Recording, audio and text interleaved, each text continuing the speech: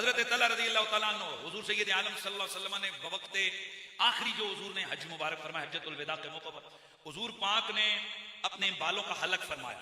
حلق فرما کر آدھے بال ایک طرف رکھے اور آدھے بال صحابہ کو دیے, فرمایا یہ باقی صحابیوں میں بانٹ دو.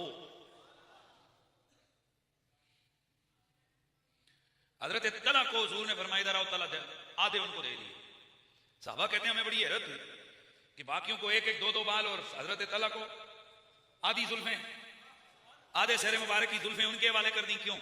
کہتے ہیں جب حضور سید عالم کا وصال ہوا تو ہم اختلاف پڑ گیا آپس میں کہ حضور کی قبر کون سی کھودیں, شک والی یعنی سیدھی یا لحد. کہتے ہیں مدینے میں دو صحابہ تھے, ایک لحد کے مائل تھے اور ایک شک کے. تو ہم نے کہا جو پہلے آ گیا, جو یہاں موجود ہوا, جو اگر لحد والا آیا لحد اور شک والا آیا تو شک.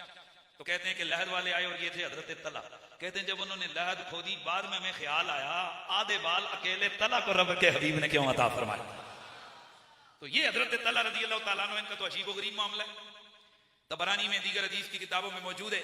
حضرت طلحہ رضی اللہ تعالیٰ عنہ کے گھر میں ایک مٹکا ہوتا, یہ روزانہ حضور کی زلف مبارک کا منہ مبارک لے کے آتے, اس منہ مبارک کو اس مٹکے میں یوں ہلاتے, اس کو غسل مبارک دیتے, اس کو واپس رکھتے اور لوگ آتے اور اس مٹکے سے پانی بھر کے لے جاتے. اب صحابیوں کا عقیدہ کیا تھا, تابعیوں کا عقیدہ کیا تھا, ان کے بچوں کا عقیدہ کیا تھا, وہاں خواتین کا عقیدہ کیا تھا؟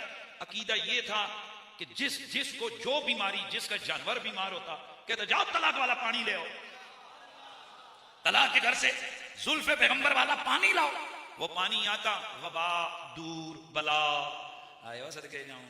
میرے حضور کی زلف کے بال اور اس بال کے ساتھ لگے ہوئے پانی میں رب نے اتنا کمال رکھا ہے, ولا بھی دور ہو جاتی ہے, وبا بھی دور ہو جاتی ہے. ارے پگلو, جو قاسم نعمت عظمیٰ ہیں, قاسم نعم الہیہ ہیں, ذرا بتائیے اس پیغمبر کی اپنی ذات دافع بلا اور وبا نہیں ہوگی؟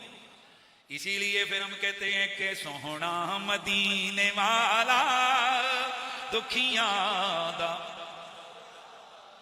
بولو بولو بولو, سوہنا مدینے والا دکھیاں دا آسرا ہے, سوہنے دا نام سوہنا, سوہنا سوہنے دا نام سوہنا, ہر مریض دی دوا ہے, سوہنا مدینے والا دکھیاں دا آسرا ہے, سوہنے دے نام دا رکھیا اللہ نے خود خیال ہے. بولو بولو, سوہنے دے نام دا رکھیا مولا نے خود خیال ہے. اے اذاناں وچ وی نالے, اے نمازاں وچ وی نالے, رب ایس تو جدا نہیں, نہیں نہیں, رب ایس تو جدا نہیں, رب تو نئے جدا ہے.